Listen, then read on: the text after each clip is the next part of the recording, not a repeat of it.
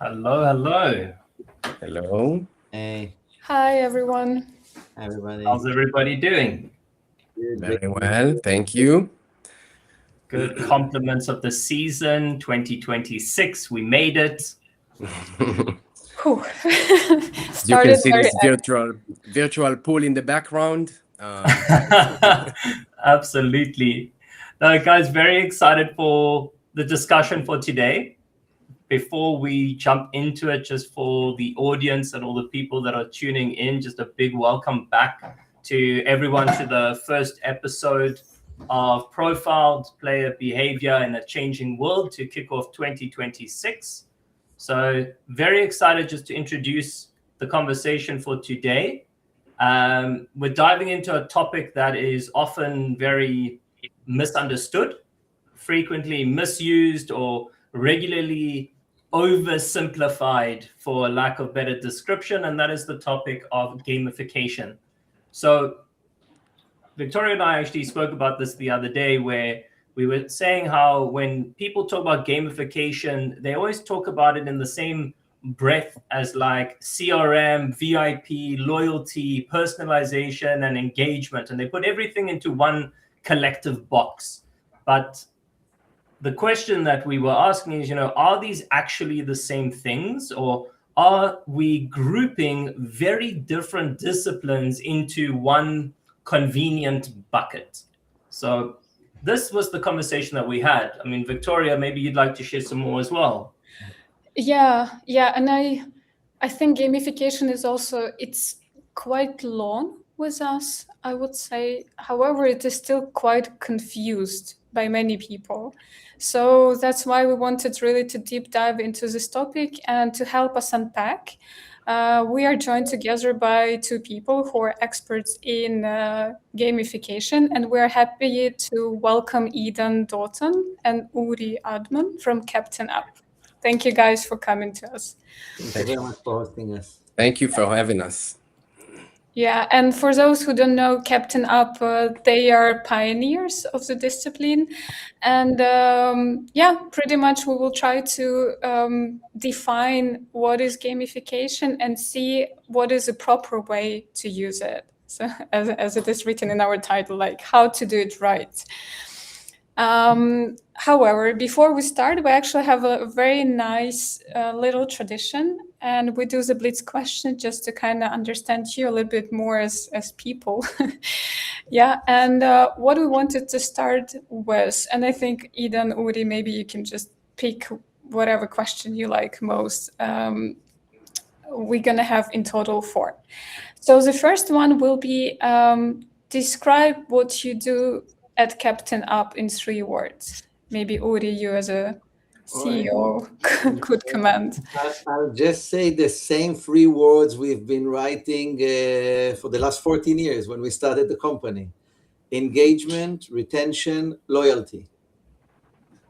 Okay. That's very wide. Okay, I think we will go further into because Definitely. understood. Okay, cool, interesting. The second one, what is one misconception about gamification you hear most often? That it's a tool, that when you apply some mini games to a system, you have gamification. Mm-hmm.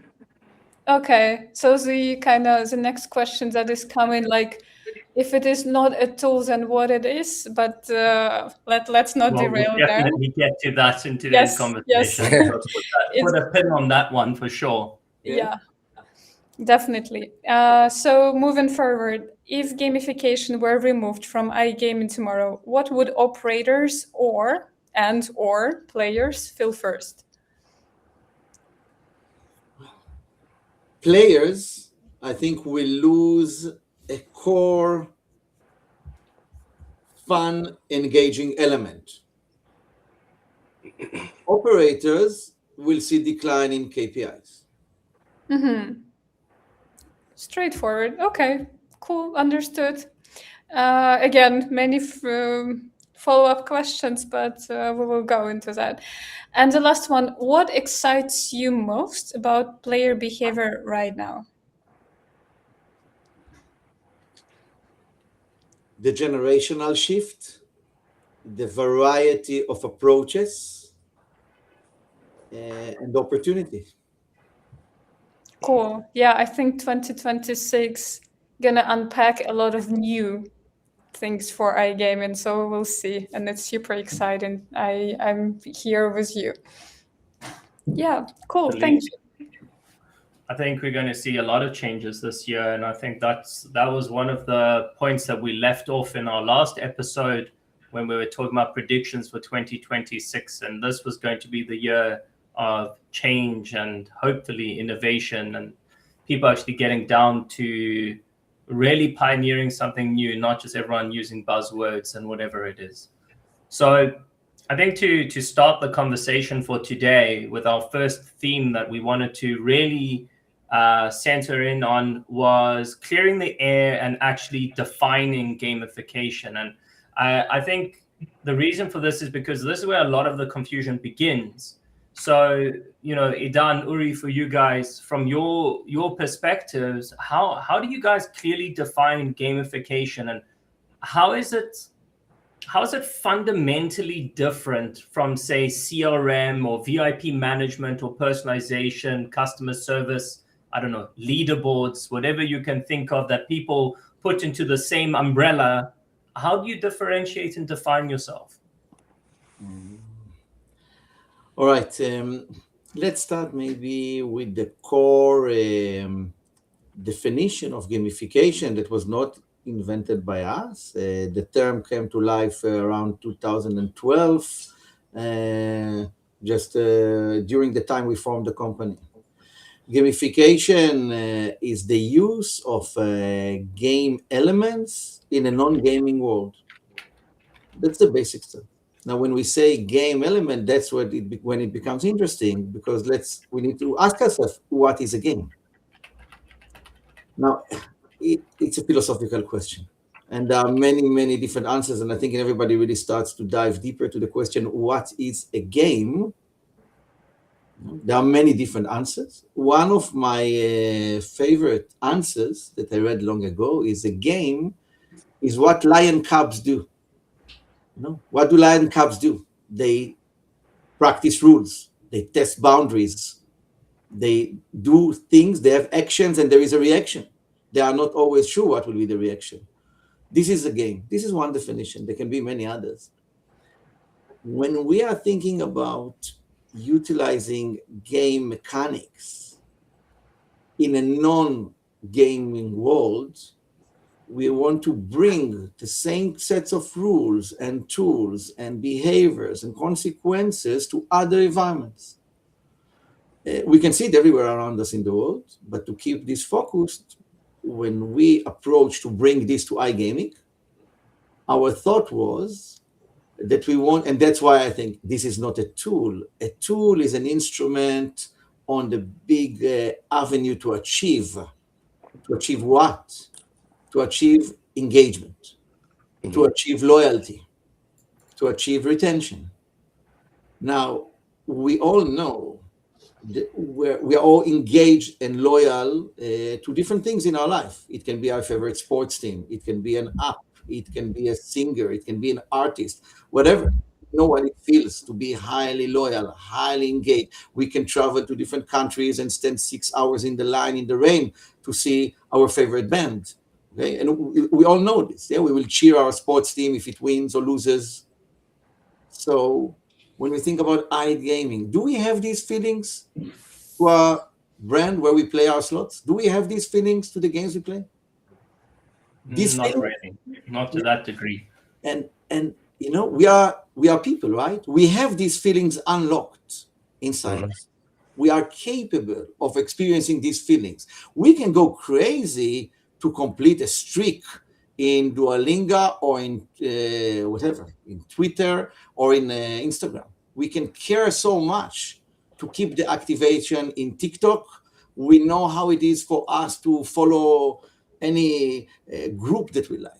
So how can we tap into those feelings and emotions with customers playing in iGaming, sports betting, lottery, bingo, social, etc. How can these feelings are there, and that's where we come from.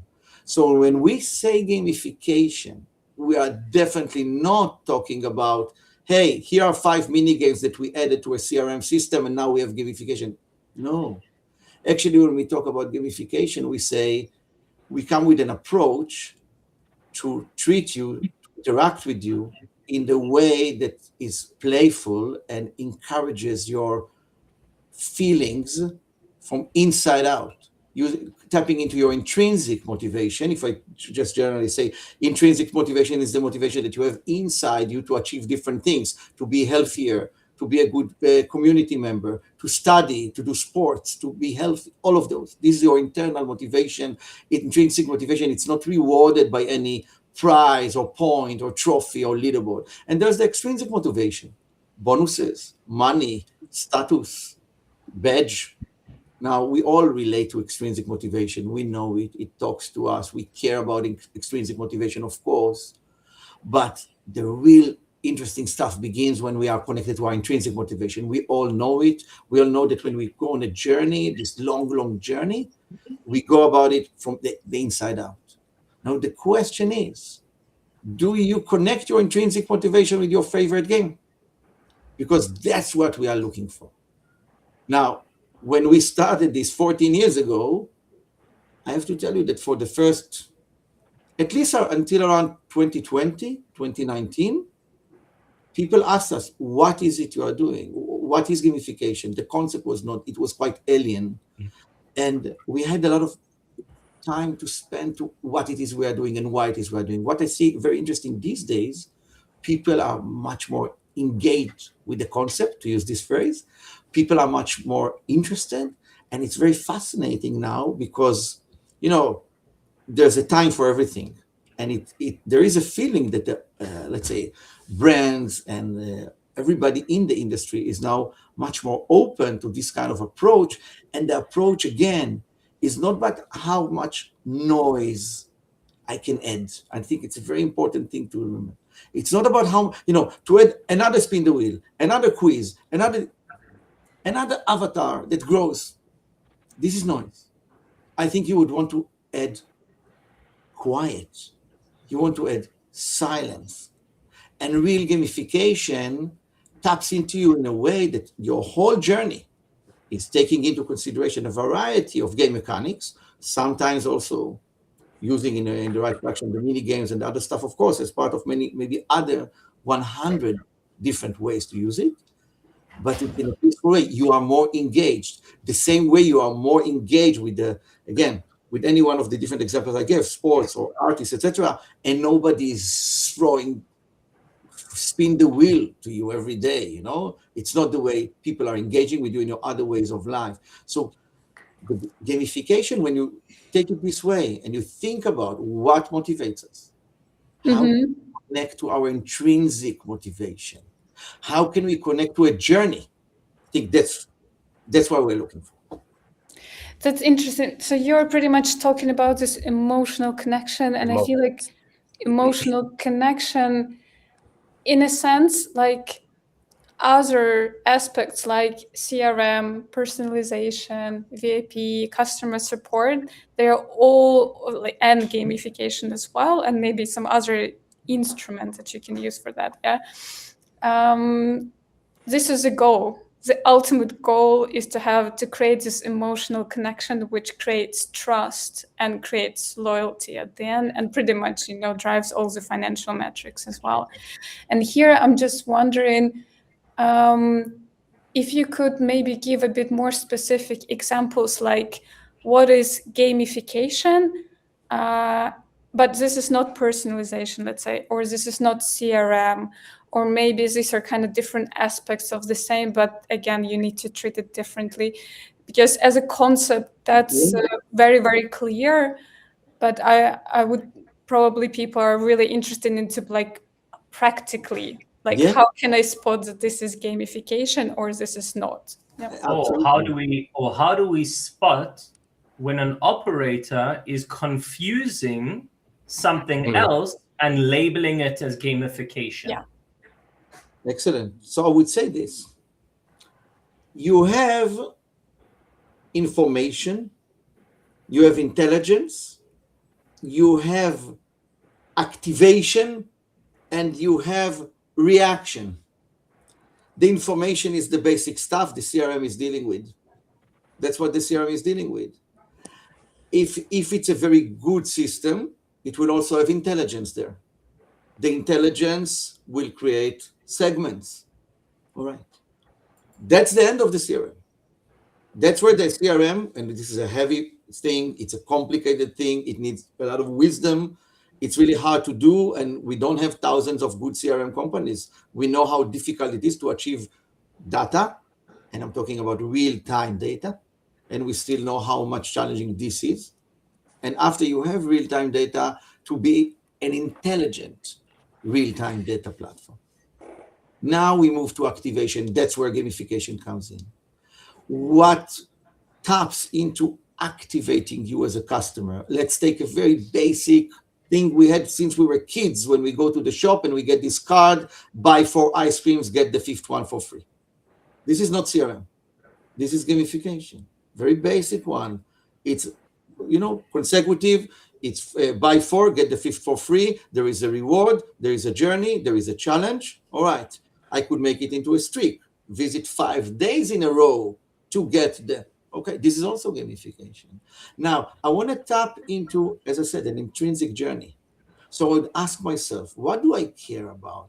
Maybe I want to be, in my own eyes, I want to be in the top of something. I relate to being top. All right. So maybe I feel that I'm a really strong sports fan, and I can have the opportunity to be a sports fan, also as a top fan, by being represented, collecting, achieving, progressing. These are all gamification tools, okay?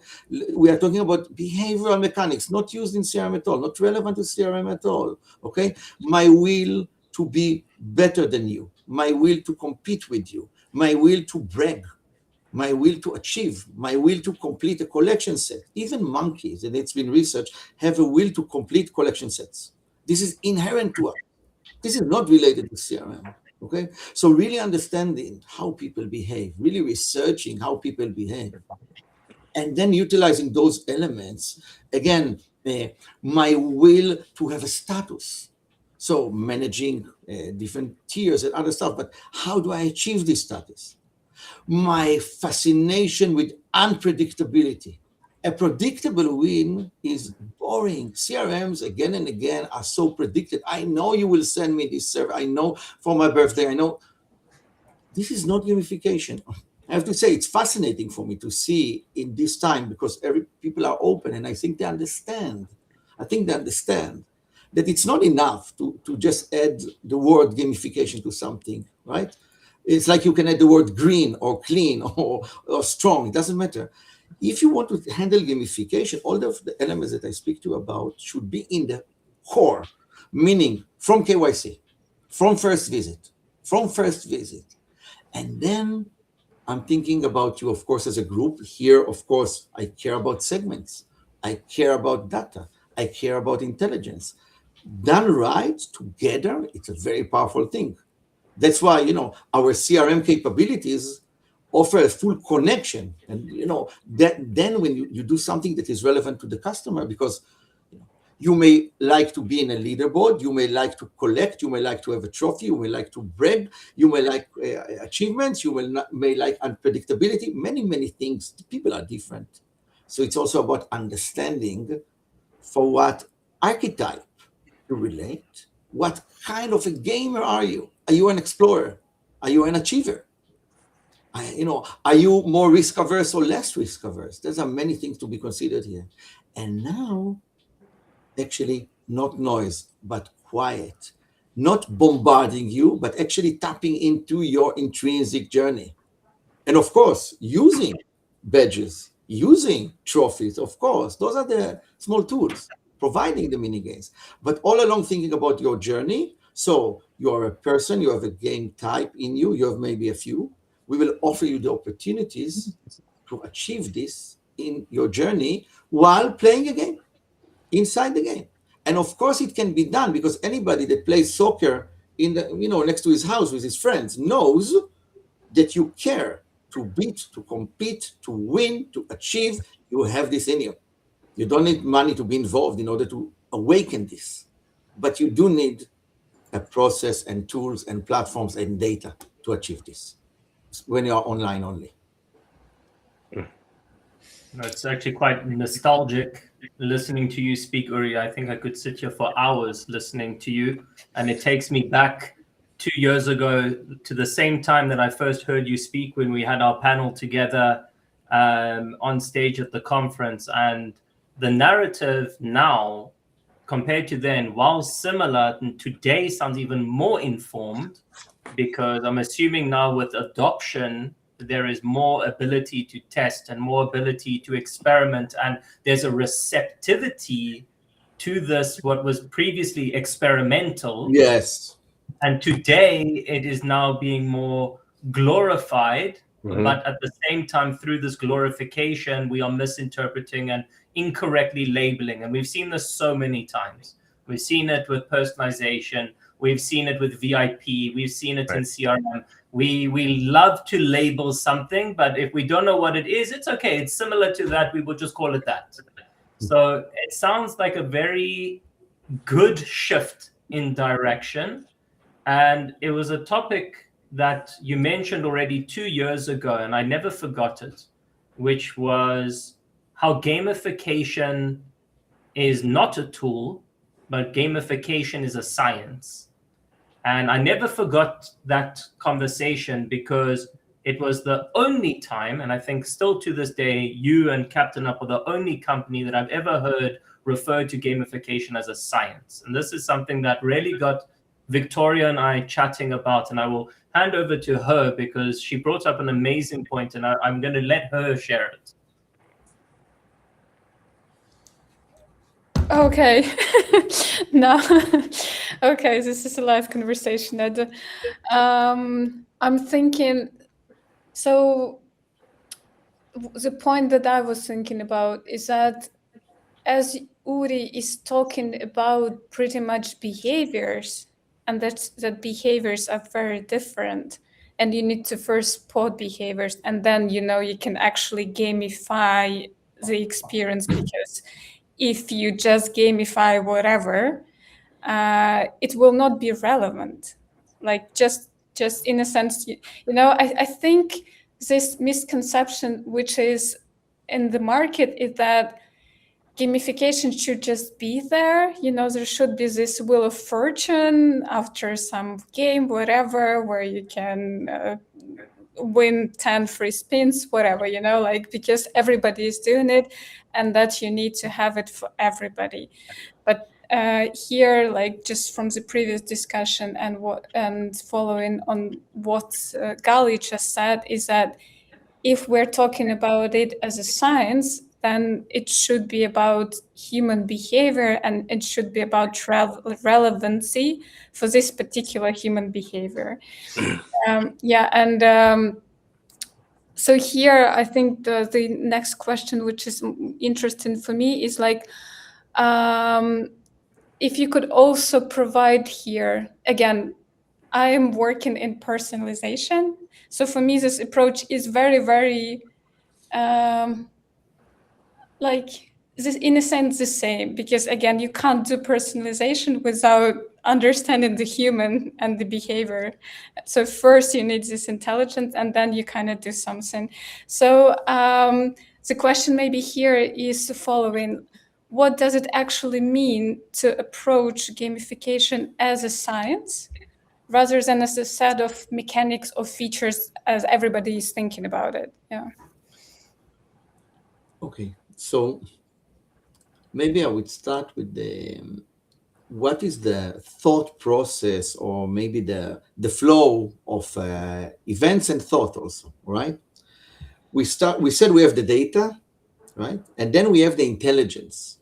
Now, after the intelligence, we would want decision, which is where the personalization is coming into effect, because after you have the intelligent data, you can create the groups even of one at the extreme, even of one.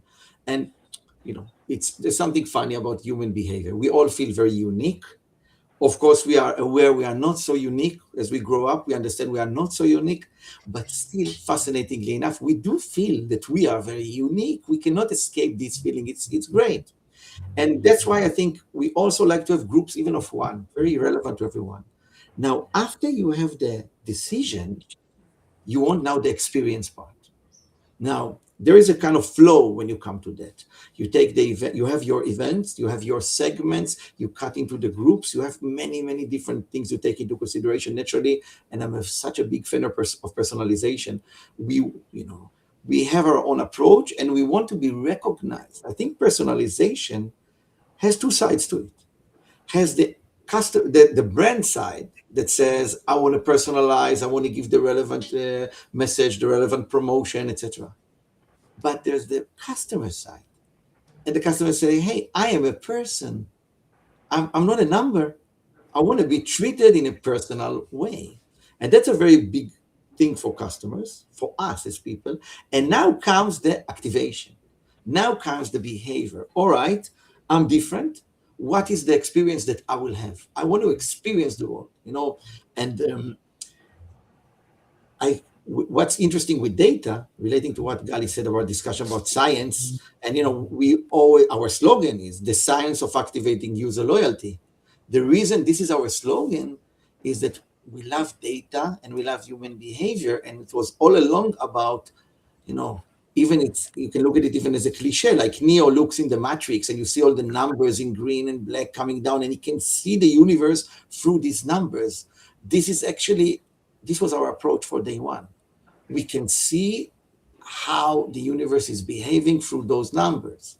And through those numbers, we can recognize the pattern. And it also relates to the fact that we don't think there is, when I say it's not a tool, you are not now having a gamification department, or you have your new gamification team in your company. That's completely, I think, different than our approach. When we look at it, we think it's an intersection. It's relevant to the CRM, it's relevant to the personalization, it's relevant to the data, and it's in this intersection where you have the data, you have the intelligence, and you move to the activation that now you want to say, okay, with my personalization, I will give a completely different experience. We've been in different fun parks. It doesn't matter where it is. Let's imagine Disney World for a second, but any other park. Everybody has a different experience in those parks. Everybody is coming for different things and going out from different things. In the pictures, those parks can look the same to all of us, but the experience is different. And we want to connect the personalization with the gamification to create different experiences. Amazing. I'm going to flip the conversation to Idan for a second.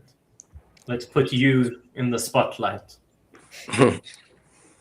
My question, having heard all of that, and we know nowadays that there's a lot of companies out there, some better than others, and there's also a lot of chances that are in the market. Someone had an idea, threw something together, and suddenly they are the expert.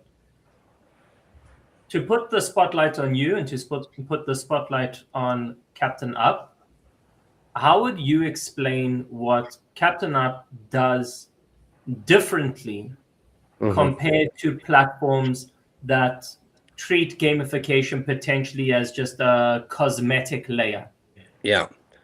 I think the first differentiator is the cookie cutter approach, right? When you have a solution where you just copy and paste it, you are lacking in personalization, right? So when we work with operators, each operator has its own features, right? Obviously, there is the basic layers, but if they want to have something because they tested that their players are, reacting better to this specific, right? It could be anything. It could be a streak, it could be tournament, right? But then that's why I don't like to put gamification as a feature list, right? Like I have most features, I'm the better solution. I think it is about emotions, right? So, okay, so you have a tournament, but what are the stages?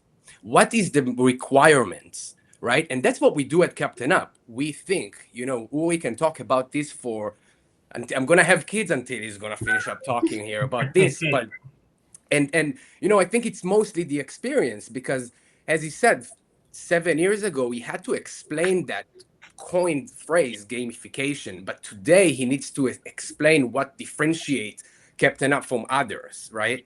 I come from CRM, started my career in gaming space, in the CRM space, and I think there is a great synergy between CRM and gamification because they feed each other, right? So CRM started with email, right? They quickly realized that the email has to be as personalized as possible, and otherwise it doesn't work. So then when players are actively in real time engaging with a mission or something like that, which triggers to the CRM system, and then this CRM, as intelligent as it is, and by the way, in the gaming space, we have one of the most sophisticated CRMs out there. So I think that's for me, how to put it that way. I hope this answers your question, but I would also I would add something else which is pretty interesting, because in the gaming space you think it's the most advanced, technologically advanced, right? And there is always new features and stuff like that, which is true. But if you think about it, gamification started in the e-commerce space before iGaming. If you think about it, I remember that the first experience for me in gamification was with airlines. Mileage, you pay and get. That's pretty much the basic. And maybe Uri can add more on that. I'm sure he has, but yeah. Well, I was going to say it's so interesting actually now, and I didn't think about it until you started mentioning your background from CRM, but we're literally the evolution of the engagement funnel in this panel right now, because what was born out of CRM? VIP. Right. VIP came out of CRM because the moment CRM couldn't elevate and couldn't give hands-on one-on-one, that service that started to become an expectation, VIP was born. And for years, VIP lived in the CRM funnel and lived in the CRM box until it outgrew it. And then what came from VIP? Personalization was born.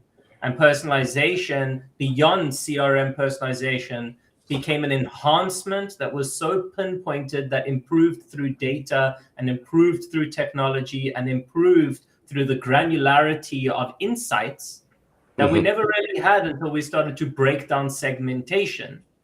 And gamification followed a very similar route. Gamification before personalization became as important as it was, gamification was the subtle layer before it became what it is today. And Uri, feel free to correct me if my timeline is off. But, I think you describe it really nicely, and it's very interesting, actually. Exactly that. As we can see, as every industry and every culture matures, you have more professionals. It's about going deeper, not wider.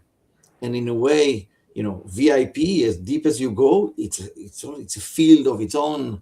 Personalization, same. Gamification, again, it's about going deeper. And I think just to continue on what Idan said, naturally, the spend-get approach of airlines, we all know it, and we also know its limitations, of course.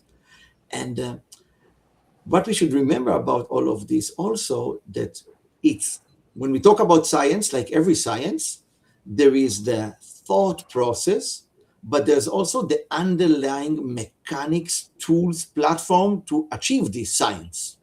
And those two go hand in hand. In order to interact in real time, in a secured, regulated way, to keep events for real money gaming, from all those verticals, it's not just enough to have the science and to understand the approach, you need to deliver. Your systems need to be up 24/7, 365, with the right backups, with the right approach.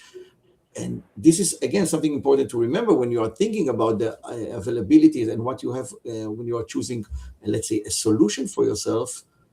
Whatever it is you do, and a question you did not ask, but I have to say, because I'm being asked it a lot, why shouldn't I build it on my own? Why should I build it on my own? It's a relevant question. Usually we meet very smart people, and they have the technology, and they have the people, and they have the money. and even sometimes they have the time. And of course, everybody can build everything in this world. I think an important question is, how do you want this to run for the next decade? It's not just build, it's maintain, it's develop, it's update. And if you choose a partner, again, do you want to choose somebody that has done it for over a decade, or a CRM that realized this year that also it's a good buzzword, so we should add it? The risk is that you have the data without the activation. The risk is that you are adding tools, you feel very good. It's like buying a new lock to your bicycle. You feel good. You are not safer with your bicycle, with this new lock, but it makes you feel good. You have it, you tick a box. I think what I like about this is all data driven. You should measure, you should test. What we are doing here is measurable. So when you are saying gamification, after you have this whole approach, you should revisit daily, weekly, monthly, quarterly, and you expect to see KPI growth. We should remember this as well. This is not just an art form. There is a reason here. Increase KPIs, decrease bonus cost. Those are two important things. The only thing that should decrease is the bonus cost. The rest should increase. And this is something you can measure naturally. So if you connect everything together, the data, the intelligence, the personalization, the activation, then you have something that you can see good results from. And here I also wanted to what is bringing me to another point, like we're talking right now different approaches, and here I definitely agree that when you have actually a company who is doing 24/7 gamification or 24/7 personalization, whatever it is, it definitely has the latest knowledge and so many experience already, what works, what doesn't, because again, different geographies are showing different preferences as well, and kind of going through this way in-house is very difficult.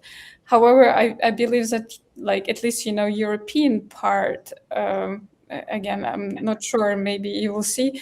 I think that the US is only very open to third-party solutions, but Europe,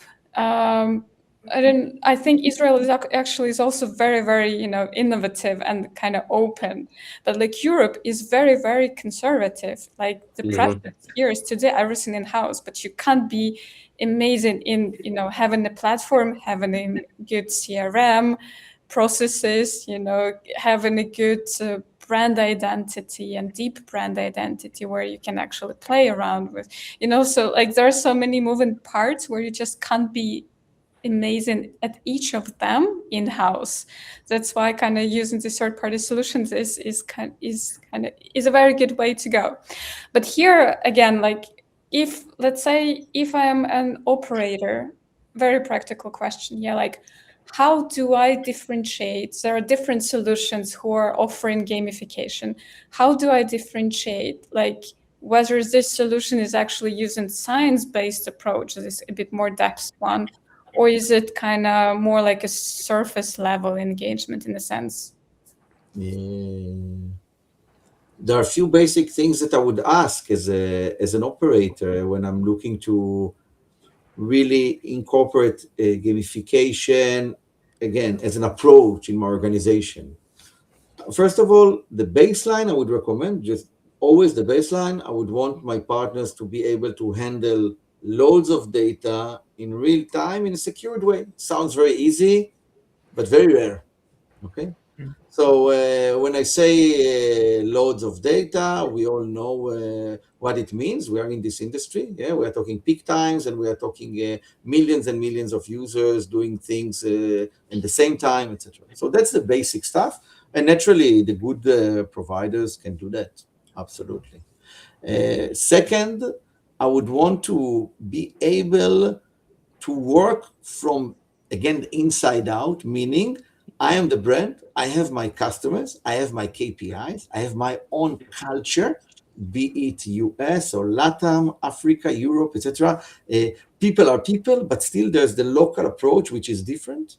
Mm-hmm. So I would like to be able as a brand to start from my customers, my KPIs, and from that develop and launch a gamification approach in my company. I would not want, and my first alarm sign would be if somebody opens a catalog to me and tells me choose. No, I want a tailor. I don't want now a ready-made t-shirt. I want a tailor that can tailor my t-shirt at the same time and in a better price than a ready-made t-shirt. Now, of course, you can say, okay, somebody can come with thousands of ready-made things. You just need to choose. But because we are talking about connecting to intrinsic motivation, to really building journeys, I would want to work with people that can connect to the core, to the data, and tailor the experience. If somebody is offering me, choose this and this, tap here and here, have this quest, spin the wheel, connect to this CRM journey, I said, well, it's not different than my competitor. It's just the same. So this is science versus something else. Okay, that's a thing. Third, I would want somebody very flexible to change. I would avoid that's the version, we deploy the next version, whatever, in 6 months. I would want to work because engagement and behavior, these are live things. There's a pulse. Maybe you want to change things twice a day. So I would want to work with solutions in general that can react fast to different trends. Things are changing. There are different new hypes. We want to be able to do that. And maybe last, I would want to get recommendations from best practices that have been accumulated over a long period of time. Because my grandfather used to say, to have a life experience of 90 years, you need to live 90 years. You cannot read it in a book.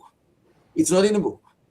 And I can tell you that doing this for the last 14 years and being involved in all of the different growth phases in this industry, I really see and understand much better, let's say, different approaches. And I think this experience is built over time. Naturally, there are many amazing books that I also think it's really important to read them, but there's something about working with people that have been living it for a while. So to ask anybody selling me gamification, did you sell this 5 years ago also? If the answer is no, I would not buy from them, because I would not fly with a pilot that just got his license this year, and I would not go with him on a solo, whatever, tandem, I want a pilot with a few years experience. And, we all know that in this industry, people spend so much money, so much energy, so much wisdom. Why would I give all of this to somebody that last year started selling this? I would be afraid. This is my customers. So I think that's a very simple question to ask. Did you sell this 5 years ago? And in 5 years' time, I'm sure they will be much better than today. Everybody is smart. It's about experience. It's about experience. When we're talking about experience, I'm looking at this as you're talking, and I'm also trying to interpret from a player perspective, the player experience. And we know there is a point where poorly designed or poorly executed gamification eventually starts to do more harm than good for the player. And you start turning that excitement, that thrill, that adventure, that journey into a pain point. And the one area when we're talking about experience, and we talk about this all the time in engagement and relevancy and all of that, and that's the concern about player fatigue. And player fatigue is a very real thing, and we see it in performance data, we see it in financial metrics, we see it in behavioral attribution, and fatigue is something that ultimately is going to kill the relationship with the player. Too many missions, too many mechanics, too many messages.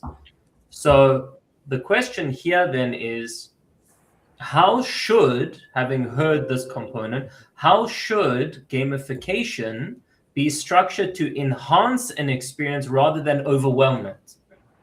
If one of you want to take that on. Idan, you want to take this or you want me? You say. I think it connects exactly what Uri opened here is less noise and more silent, right?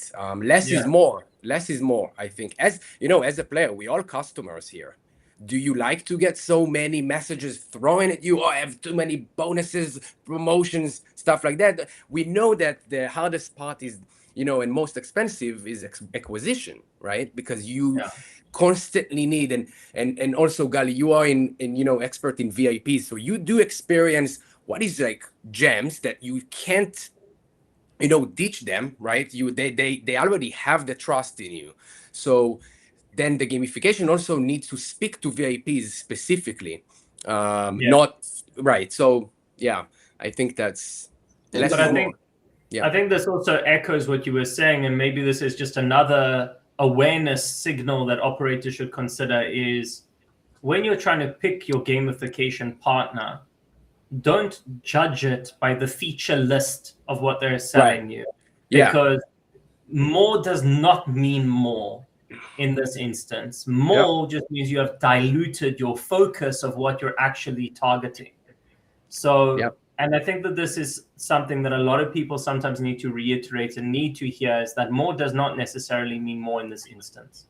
I think there is an interesting question in this chat here is how much is too much when it comes to gamification, Ori?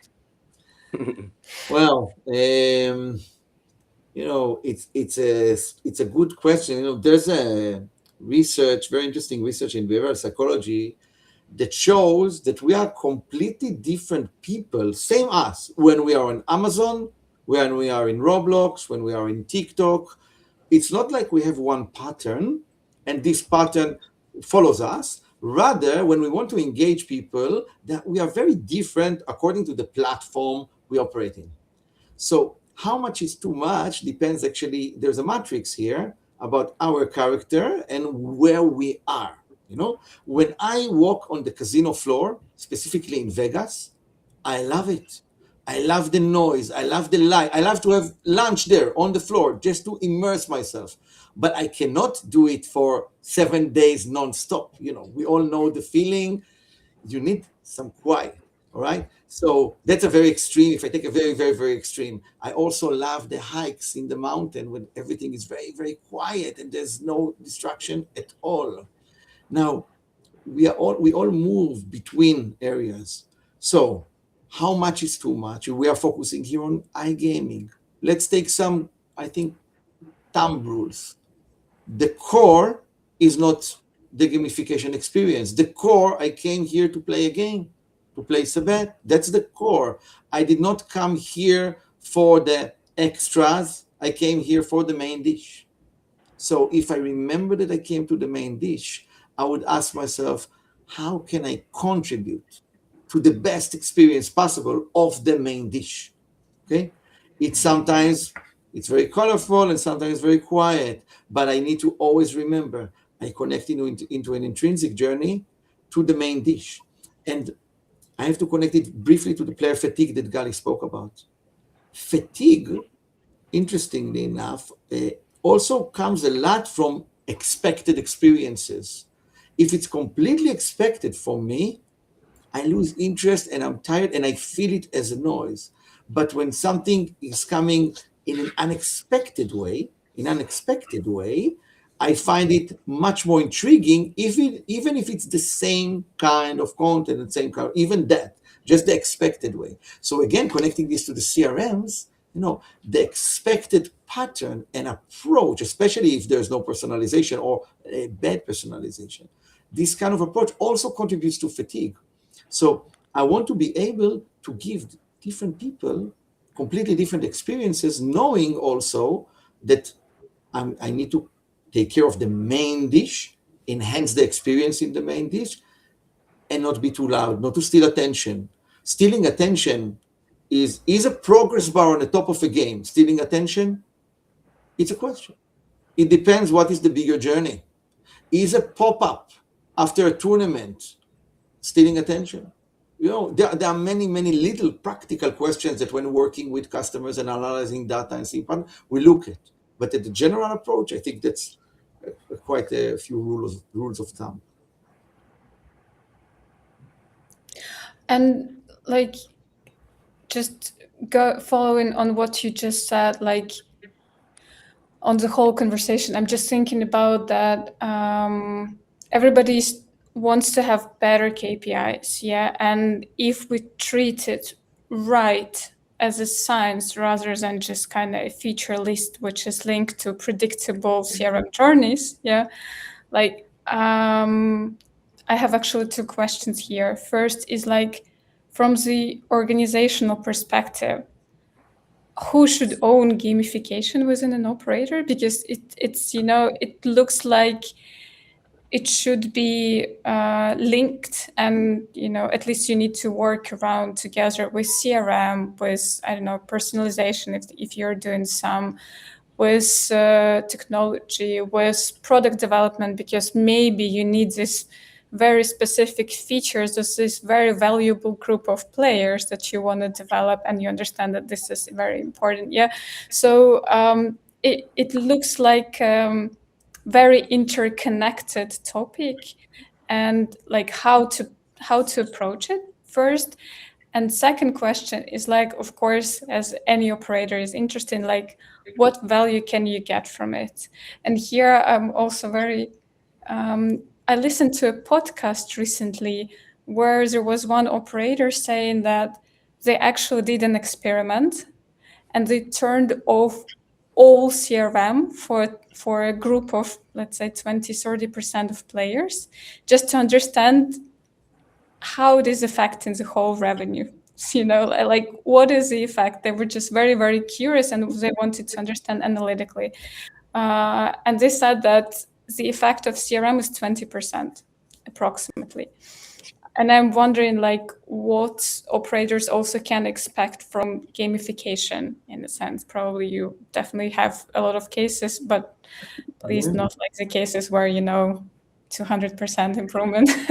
I think everybody has them, but this is not. We are not doing magics. We can do magics, right? Yes. So to your first point, when our approach touches motivation, behavior, emotion, that's our areas. And I agree exactly with what you said. This is not a department. I don't think any organization should have a gamification department, as well as I don't think that it can be, as I said, a set of tools somebody is selling. It's the intersection. It's marketing, in my opinion, marketing, CRM, and product.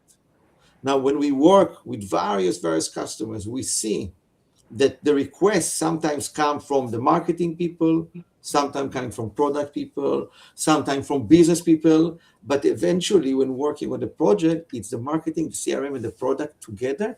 This triangle works in tandem together with us, and it's an evolving process. So listening, it involves a lot of listening to the customers, understanding the data, and then utilizing the variety of tools with those different kind of approaches, because naturally the CRM, product, and marketing all have a different perspective on the business.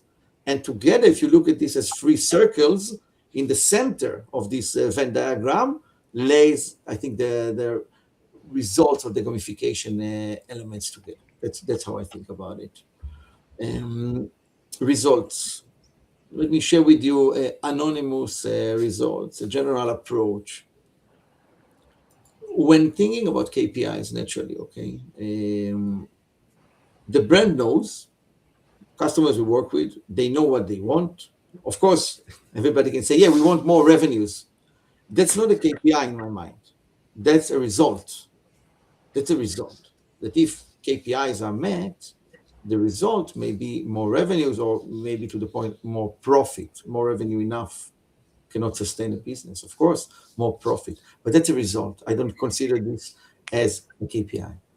So the first question would be, what are our KPIs? Now, it differs according to different platforms and brands. But naturally, it can relate to anything that is measured by the organization. And I would encourage my customers The more data points you have, the more data points you analyze, the better. And I'm sure, again, VIP and personalization, this is your day-to-day and you really know it, you know it well. The first question would be, what data do you have as a brand? What do you manage? How much data? Do you have it in real time? How is it stored? Can we use it? Can we play with it? That's the first very important step that I would recommend everybody to have this available and have the right systems also now to export this data, to share this data, because you want to make the most out of this data.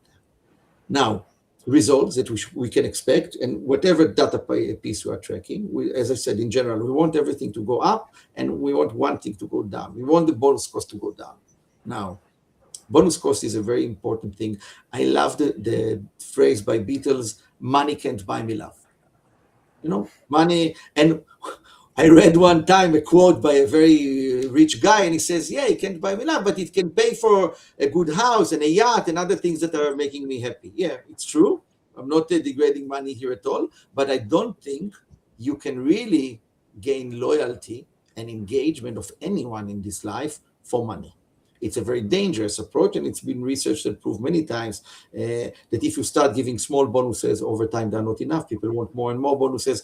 People become they become intolerant to this. They don't care at all about the bonuses. So in any way, bonus cost is an issue. Bonus cost is a tool. Bonus in general, it's a tool. It's an important tool. I always recommend to cut it to the minimum possible. Really to cut to the minimum. Even welcome bonuses. We even welcome bonuses. I think completely second that. I mean, you even see it in VIP. We have an expression: you cannot impress someone with money with money. Yeah. You know, it's the exact same thing. All you actually land up doing in that scenario is diminishing value, because if the only USP is money or bonus, you're not winning and earning loyalty. You're buying loyalty. Yeah. And the second you change the behavior, you lose that loyalty. Wow, so I so relate to what you said. You can't buy loyalty. Buying loyalty is an oxymoron. It's an oxymoron, right? It's just if you buy, it's not loyalty. Correct. It's not loyalty. And as you said, you cannot impress people with money with money. Research has shown you cannot even impress people without money with money, because in order to really relate to the brand, you need to connect to intrinsic motivation. I want to give some numbers, okay? You should expect to decrease bonus cost by 20%. You should expect it. You should expect to increase any other KPI that you are measuring. You should expect to increase it. Let's say the numbers are out there, yeah? But you can see an increase of 5%, and you can see an increase of 200%, Victoria. You can. But I don't think, in essence, you should analyze, test, iterate, and always measure results. But you must see an increase. A good loyalty and gamification platform must pay for itself, must generate the revenue that cost it, and much, much, much more. Otherwise, not doing its job. I suppose the last point to add on that, there would also be a non-monetary value add, and that is reputation. Absolutely. The reputation and the brand affinity that comes from that good user experience. At the end of the day, we are loyal to what makes us feel good. We are loyal to where we are appreciated. And it's interesting. This is a totally different mindset, because, there are operators which are thinking like that, and there are operators which are kind of thinking differently, and they don't care about it. So it's again a little bit like something which is probably, if you are looking for long-term loyalty, and this is your goal, not like today's revenue, this is a way to go. Yeah, I definitely agree here. I think, so we are running out of time. I think maybe we could take one question. I have seen that Dan has pushed a couple of different, actually it's one big question. I read it already. Maybe if we could just answer this one and then wrap up, if you're fine, everybody, like we will try to be 5 minutes and and we'll finish. It will also be available on YouTube as a recording. So if you do need to go, you can always come back. That's also true. Perfect. So, so regarding the question, I will just rephrase it as I understood it. But as I understand that, gamification is about stimulation a little bit, yeah, and stimulation can be considered differently by regulators, and then we're going into responsible gambling standards and stuff. So how do you deal with it? Like, let's say you're working with an operator, let's say UK. Yeah, now everybody's talking about UK and new regime changes and stuff. So, like, how do you navigate this territory? That's a great question, and thanks for raising this, Dan. Because we work in multiple geographies and we know how to operate in different regulations. As you said, US, UK, Latam, Spain, Italy, Netherlands, very different regulations. Brazil, Mexico, very different regulations with very, very different requirements. I think, again, here is to the question Gali asked before about what should you expect from operators. You should adapt. It's not a cookie cutter like Idan said before. You should adapt, and you should definitely tailor the mechanics, the journey, the whole approach according to what is allowed in different regulation. In some territories, things are, the things that are allowed in Europe, some of them are completely forbidden in other areas, and vice versa, actually. Even inside Europe, as we all know, the regulation is different. There are many different kind of limitations and safety guards across all of the player journey. And definitely when we are building those kind of journey, we always take care about responsible gaming. We always care about the way the regulation looks at how the journey should be built. And I think that's, again, another part of the power to work with the brand according to the data and tailor an experience that first and foremost aligns with the regulation. If you come with the cookie cutter approach, it's very difficult to achieve because a tournament can, at some geographies, look in one way, and in other geographies, it's illegal the way this tournament is even presenting what's in there. So even a simple tournament can look very different in 3 different regulation areas. Yeah. So I suppose that's also the power of working with a third party whose entire focus is on what you're trying to achieve, where they can contrast not just what works in your geography, but what can work and what can be migrated and localized from other geographies as well. And I think that that's the power of a good partnership. Just to be mindful of time as we wrap up here, I know there was a last minute question, and I think this is something more Mert for you and maybe the guys from Captain Up. You can schedule some time to dive more into your environment, your gamification. So I'm going to pass that one to Idan to message you directly after this. But I think just to wrap up the conversation for today, firstly, a massive thank you, guys, Uri, Idan, for your insights. I think this has been massively, massively informative, and I hope that the people watching enjoyed it today. It has been definitely revealing beyond just the buzzwords and what the misconceptions are out there in how gamification has always been interpreted.